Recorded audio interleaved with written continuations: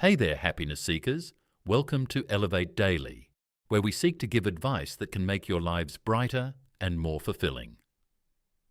Let me ask you a question.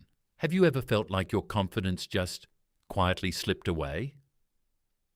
Not after a huge failure, not after something dramatic, but slowly. One day, you realize you're second-guessing yourself more. You hesitate before speaking. You wonder whether you're good enough, even though nothing major has changed. So what happened?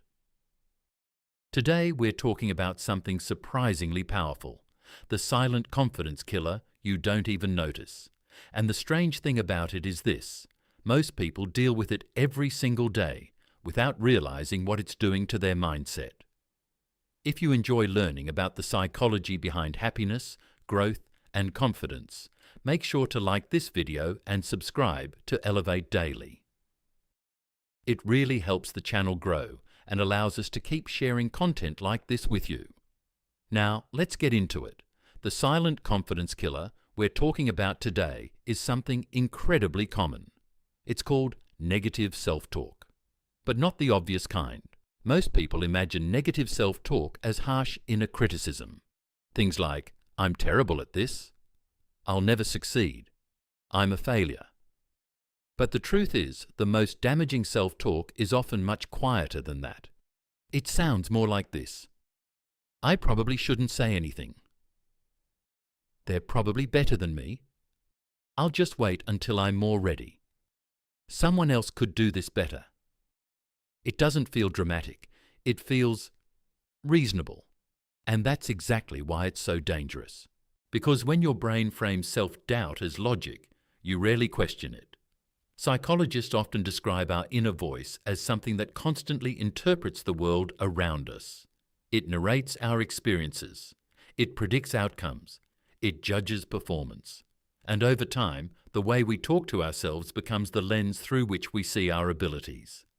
If that voice is consistently doubtful, even subtly, confidence slowly erodes, not overnight, but steadily. Think about how confidence is actually built. It doesn't come from motivation speeches. It doesn't magically appear when you wake up one day.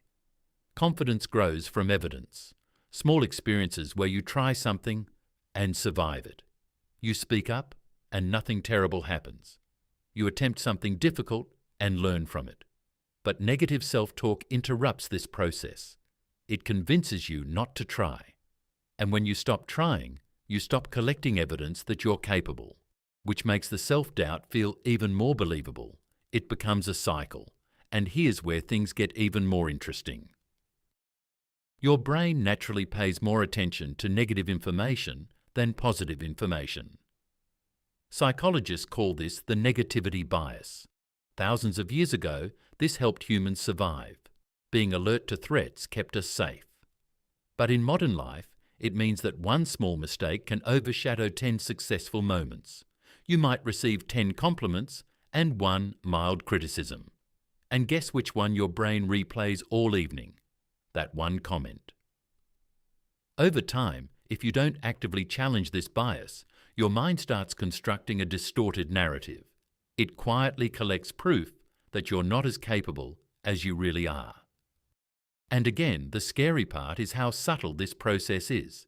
You don't wake up thinking, "Today I'll sabotage my confidence."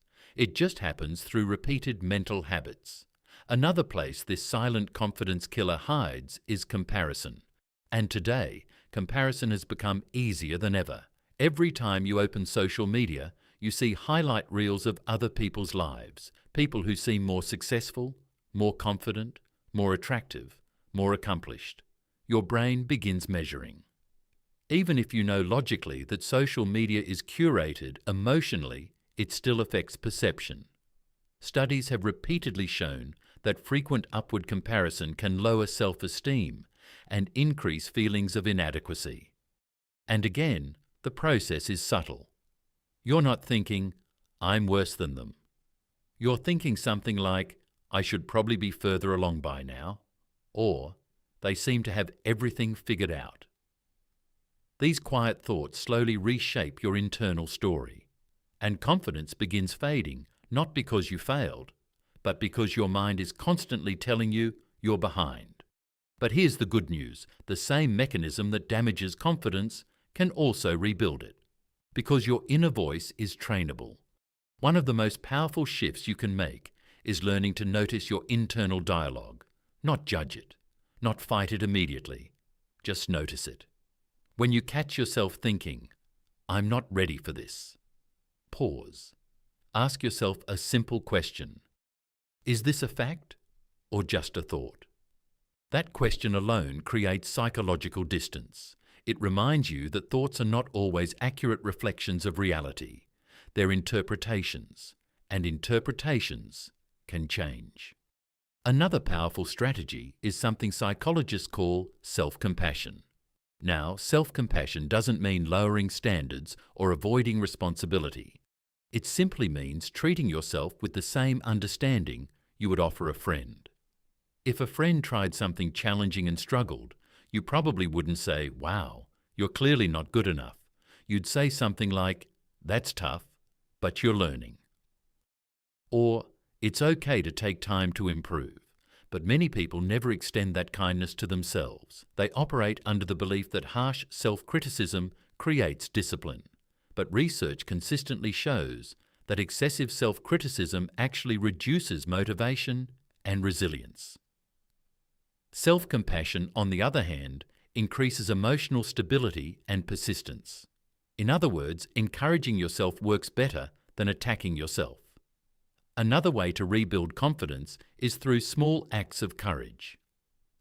Confidence is not something you wait for before acting. It's something that grows after you act. Speak up once, share an idea, try something slightly uncomfortable. Not because you're fully confident, but because you're willing to experiment. Each small action sends a signal to your brain. "I can handle this." And over time, those signals reshape your internal narrative. Confidence grows through experience, not perfection. There's also something incredibly important to remember. Confidence is not the absence of doubt. Even extremely successful people experience self-doubt. Athletes, entrepreneurs, artists, leaders. The difference is not that they never doubt themselves. It's that they don't let doubt make their decisions for them. They move forward with uncertainty. And that mindset is something anyone can learn. Instead of asking, "What if I fail?" you start asking, "What might I learn?" Instead of saying, "I'm not good enough yet," you say, "I'm still improving." It sounds small, but language shapes identity. Your internal dialogue is constantly telling a story about who you are. And if that story becomes more supportive, more patient, and more balanced, confidence slowly returns. Not as arrogance, but as quiet self-trust.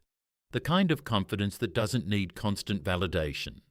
The kind that comes from knowing you can handle challenges as they appear. So if you've been feeling less confident lately, don't immediately assume something is wrong with you. Sometimes the issue isn't your ability. It's simply the voice narrating your experiences. And once you start noticing that voice, you gain the power to reshape it. Before we wrap up, I'd love to hear your thoughts. Have you ever caught yourself in moments of quiet self-doubt that didn't even seem obvious at first? And what helps you rebuild confidence when it starts slipping?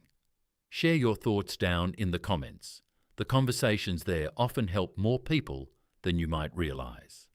And if this video helped you see confidence in a new way, don't forget to like the video and subscribe to Elevate Daily so you never miss future conversations about building a happier, more resilient life. Thanks for spending a few minutes growing with me today. And remember, your inner voice is powerful. Make sure it's working for you, not quietly against you. I'll see you in the next video.